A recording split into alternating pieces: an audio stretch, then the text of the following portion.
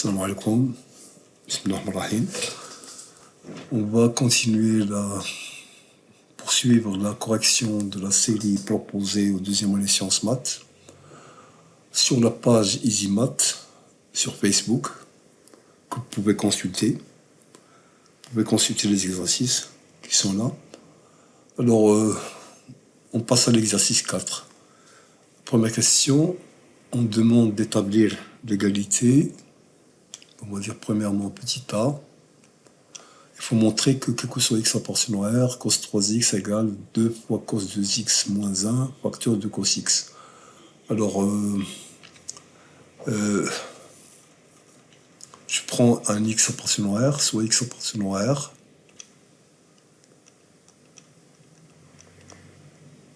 Et je développe cos 3x. Bien sûr, je décris cos 2x plus x. Et on applique la formule du cosinus d'une somme. Cosinus a plus b, je vous rappelle, c'est cos a cos b, cos a cos b, cos 2x cos x, moins sin a sin b, sin 2x sinus x égale.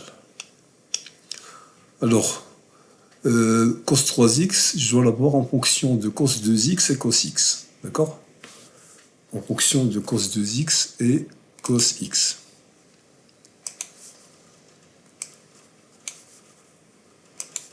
Donc, j'ai intérêt à garder le premier terme de cette somme et de changer l'autre. Alors, donc j'aurai égal, donc je conserve cos 2x cos x moins sinus 2x. Là aussi une formule, ça fait 2 fois sinus x cos x. Sinus 2x est égal à 2 fois sinus x cos x.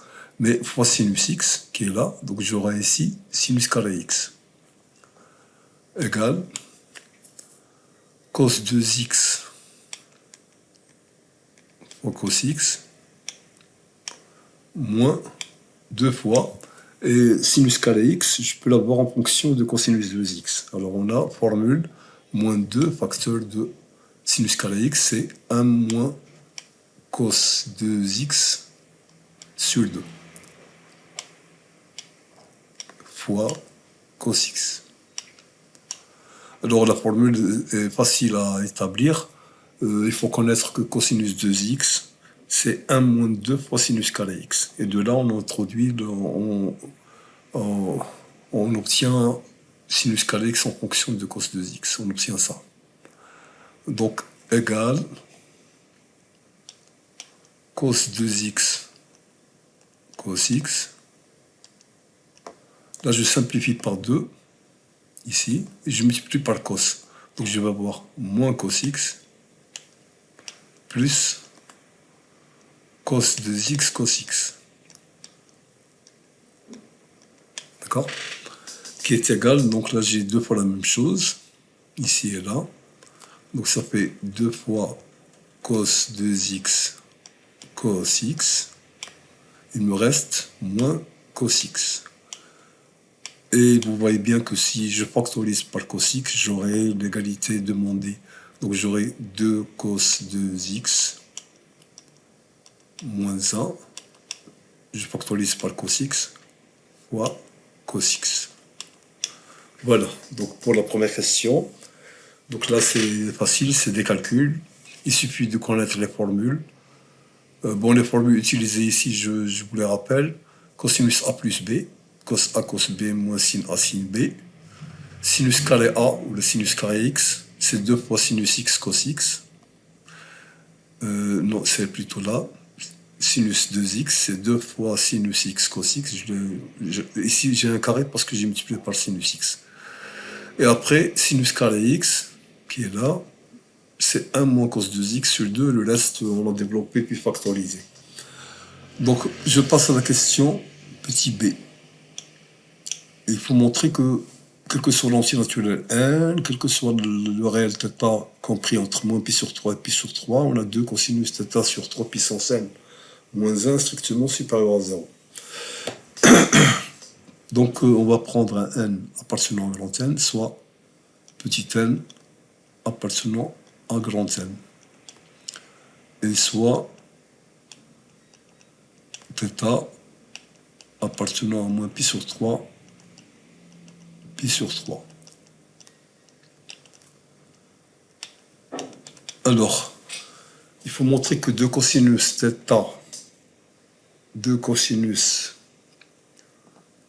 sur 3 puissance n moins 1 est supérieur à 0. C'est-à-dire il faut montrer que cosinus θ sur 3 puissance n est supérieur à 1,5.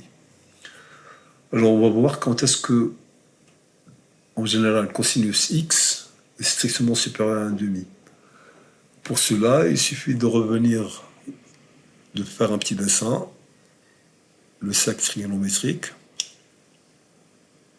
Bon. Là, c'est la ligne des cosinus. Là, c'est 1,5, la valeur 1,5. Alors, 1,5, le cosinus est égal à 1,5 pour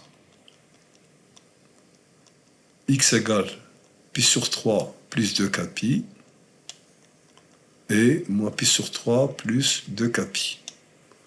Et le cosinus sera strictement supérieur strictement à 1,5 si x, son cosinus tombe ici, à droite de, voilà, là, ce qui correspond à cet arc. D'accord? Donc on va dire que cosinus x est strictement supérieur à 1,5, c'est seulement si x est compris entre moins pi sur 3 plus 2kpi et pi sur 3 plus 2kpi. Donc c'est ce qu'il faut faire ici, il faut prouver que θ sur 3 puissance n est compris là. Hein? D'accord? Donc on va d'abord effacer ça et continuer. D'accord?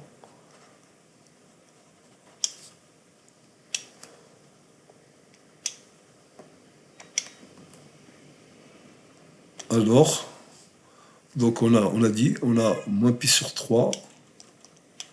Ce qu'on sait, c'est que moins pi sur 3 est inférieur à θ, inférieur à pi sur 3. Et on va passer à θ sur 3 puissance n. Donc je vais diviser par 3 puissance n. Donc j'aurai ici moins pi sur 3 puissance n plus 1, inférieur à θ sur 3 puissance n, inférieur à pi sur 3 puissance n plus 1, parce que j'ai divisé par 3 puissance n.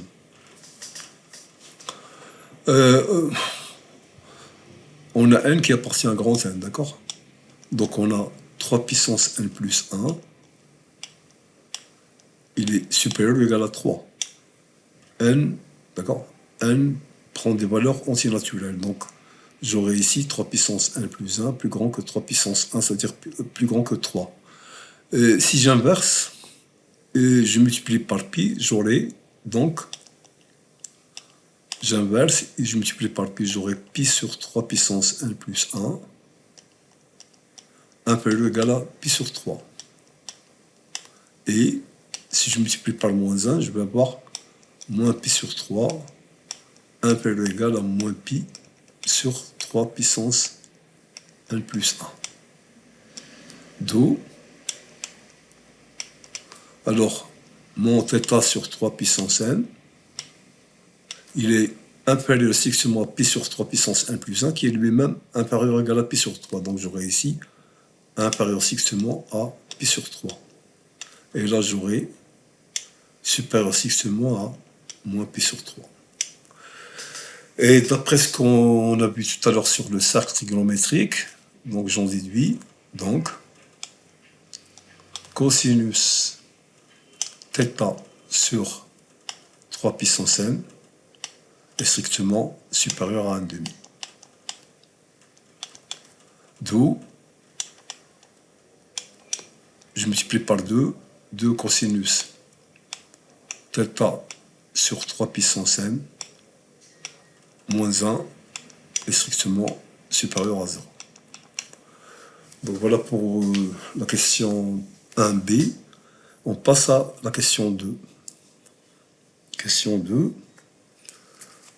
Je vais avoir besoin d'espace. Alors la question 2, on pose Sn de θ, d'accord. Deuxièmement,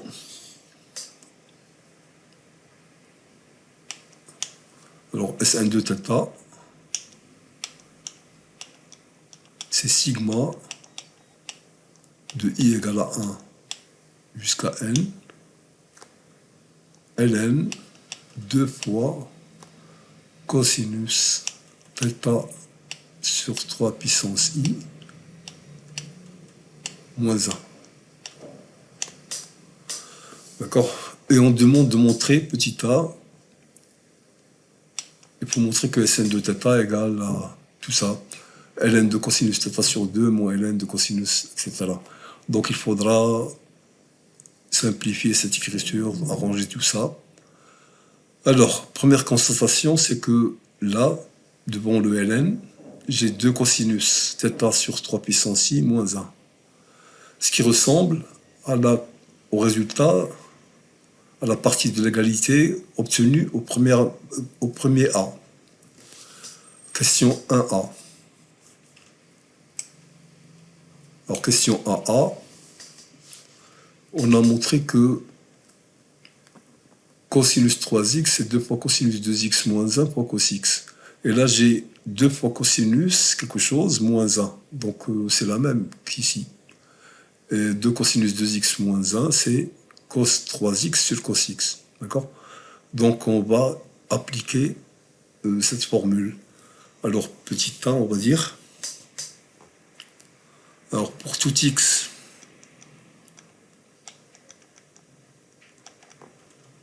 appartenant, alors je vais diviser par cos x, je vais dire pour tout x appartenant à R moins pi sur 2 plus kpi, tel que k appartenant à z. Donc j'élimine pi sur 2 plus kpi parce que je vais diviser par cos x. Donc pour tout x appartenant, et on va dire, et d'après le résultat de la question 1a, et d'après la question 1a, on a donc 2 cos 2x moins 1 est égal à cos 3x sur cos x. D'accord? Donc on va l'appliquer ici. Donc,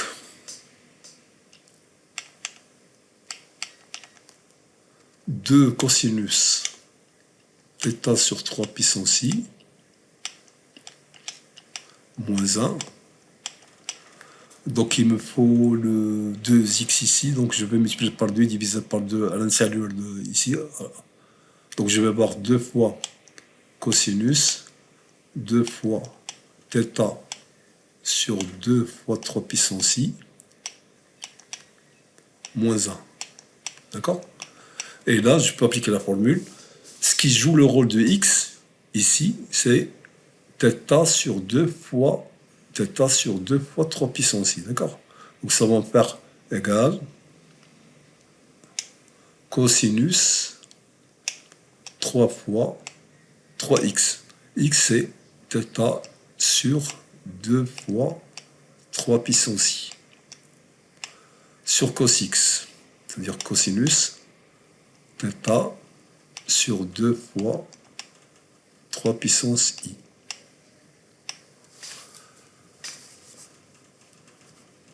Alors,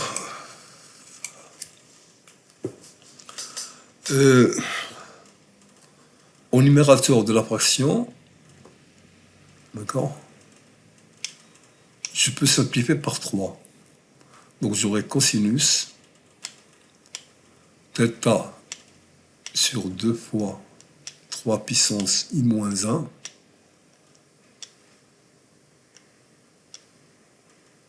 sur cosinus θ sur 2 fois 3 puissance i. D'accord? Donc on a transformé l'écriture qui est là. D'accord? Ça nous donne ça. Maintenant, il faut faire introduire la fonction ln. On peut, puisque on a vu la question B, ce nombre est strictement positif. D'accord? Ici. Quel que soit n appartenant à n, 2 cosinus θ sur 3 puissance n moins 1 est strictement supérieur à 0. Donc je peux faire introduire ln. Donc je vais dire do. Donc je peux introduire le ln. ln de 2 fois cosinus θ sur 3 puissance i moins 1 égale. Alors, ln de ceci, c'est ln de cela, c'est ln de a sur b. ln de a sur b, c'est ln de a moins ln de b. Donc je l'écris directement. Donc ln, c'est égal à ln de cosinus θ sur 2 fois 3 puissance i moins 1 moins ln de cosinus θ sur 2 fois 3 puissance i. D'accord? Donc, je vais quand même dire ici, car je peux introduire le ln, car 2 cosinus θ sur 3 puissance i moins 1 est strictement supérieur à 0. Alors maintenant, on passe à Sn de θ. Sn de θ, donc je passe à la somme. Donc je vais sommer tout ça. Donc Sn de θ est égal sigma de i égale à 1 jusqu'à n de ça, c'est-à-dire sigma de ceci, que je vais partager en deux. Donc je vais dire c'est sigma Sn de θ, c'est sigma de i égale à 1 jusqu'à n de ln cosinus θ sur 2 fois 3 puissance i moins 1, d'accord, moins sigma de i égale à 1 jusqu'à n, ln de cosinus θ sur 2 fois 3 puissance i. D'accord? Alors, si, bon, là il y aura des simplifications, parce que pour i égale à 2 ici, le terme qui correspond à 2 ici, j'aurai 3 puissance 1, c'est le terme qui correspond à i égale à 1 ici. Ils vont disparaître puisqu'ils sont opposés. Mais je vais faire mieux, c'est-à-dire qu'on va écrire ça différemment. Je vais changer l'exposant qui est là, i-1, je vais les changer en i. Et pour cela, je vais changer les bornes de la somme. Donc je vais écrire égal. Alors, la somme qui est là, pour i égale à 1, j'ai ici 3 puissance 0. Et pour i égale à n, j'ai 3 puissance n moins 1. Donc je change les... Donc je vais commencer par i égale à 0 jusqu'à n moins 1 ln de cosinus θ sur 2 fois 3 puissance i à la place de i moins 1. Alors, ces deux sommes sont les mêmes. Le terme obtenu ici pour i égale à 1, il est obtenu ici pour i égale à 0. Et le terme qui, etc. Et le terme obtenu pour i égale à n moins n, ici, je l'obtiens ici pour i égale à n moins 1. Donc il me reste ici moins sigma de i égale à 1 jusqu'à n, 1, ln de cosinus θ sur 2 fois 3 puissance i. Alors je l'écris comme ça parce que ça simplifie, on va voir la simplification directement. Alors, si j'isole le terme qui correspond à i égale à 0, ici, il va me rester la somme de i égale à 1 jusqu'à n moins 1. Là, il va me rester moins la somme de i égale à 1 jusqu'à n moins 1. Et je vais isoler le terme qui correspond à i égale à n ici. Et ils vont disparaître. Donc j'aurai égal, donc je continue, égal ln de cosinus θ sur 2 fois 3 puissance 0. Bien sûr, c'est 1, mais je le garde comme ça vous pouvez suivre. Alors, plus les autres termes, c'est-à-dire sigma de i égale à 1 jusqu'à n moins 1, ln de cosinus θ sur 2 fois 3 puissance i. Moins, là, j'aurai les termes de 1 jusqu'à n moins 1, ln de cosinus θ sur 2 fois 3 puissance i, moins le terme qui correspond à i égale à n, moins ln de cosinus θ sur 2 fois 3 puissance n. Bien sûr, vous voyez bien maintenant la simplification, donc les deux termes là sont opposés, donc ils vont disparaître. Donc il me reste égal, donc d'où le résultat, ln de cosinus θ sur 2 fois 3 puissance 0, c'est-à-dire sur 2,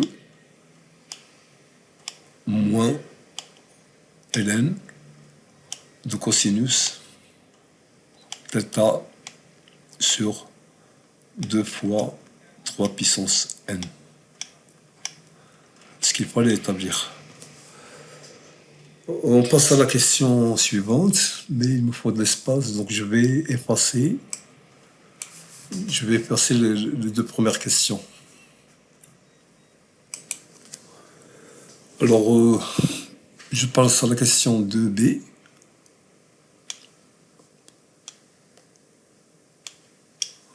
Il faut calculer la limite quand n tend vers plus l'infini de Sn de θ. Bien sûr, on va prendre la deuxième écriture. Sn de θ, c'est égal à ln de cosinus θ sur 2 moins ln de cosinus θ sur 2 fois 3 puissance n. Là, c'est θ. Il faut calculer la limite quand n tend vers plus l'infini. Alors, dans ce terme, il n'y a pas de n, il ne dépend pas de n, donc il va rester. Et on va passer à celui-là, j'ai 3 puissance n. Donc 3 puissance n, quand n tend vers plus l'infini, ça tend vers plus l'infini. Donc on va dire, on a 3 strictement supérieur à 1. Donc, limite quand n tend vers plus l'infini de 3 puissance n est égal à plus l'infini. D'où limite quand n tend vers plus l'infini de θ sur 2 fois 3 puissance n. Donc là, on a dit que ça tend vers plus l'infini, donc tout ça, ça va tendre vers 0.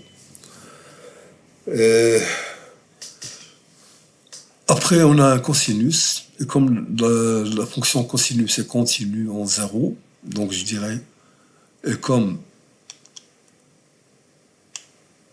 cosinus est continu en 0, alors, limite, quand n tend vers plus l'infini, de cosinus θ sur 2 fois 3 puissance n est égal à cosinus 0 par continuité est égal à 1. D'accord? Après, on va faire introduire la fonction ln, qui est continue en 1. Et de même, comme la fonction logarithme népérien est continue en 1, alors, limite, quand n tend vers plus l'infini, de ln de cosinus de θ sur 2 fois 3 puissance n est égal, par continuité, est égal à ln de 1 est égal à 0. Donc le terme qui est là tend vers 0, donc il va me rester ce terme-là. D'où limite quand n tend vers plus l'infini de Sn de θ est égal à ln de cosinus de θ sur 2. D'accord? Après, il faut les calculer limite quand θ tend vers 0 de limite quand n tend vers plus l'infini de Sn de θ. Alors, la limite quand n tend vers plus l'infini de Sn de θ, on l'a ici. Donc je vais remplacer. Ça fait limite quand θ tend vers 0 de limite quand n tend donc de ln de cosinus de θ sur 2. D'accord? Quand θ tend vers 0, θ sur 2 tend vers 0, le cosinus est continu en 0, j'aurai ici cosinus 0, ça veut dire 1, et le ln est continu en 1, donc je vais dire ça tend vers 1, d'accord? Donc j'aurai ln de 1 par continuité est égal à 0. Donc voilà la correction de l'exercice numéro 4. Vous voyez que j'ai un peu de difficulté avec le stylet, j'ai une petite tablette graphique, donc j'essaierai de le m'aider à ça pour les prochaines vidéos, Inch'Allah. Alors j'espère que vous avez suivi, et à la prochaine vidéo, Inch'Allah.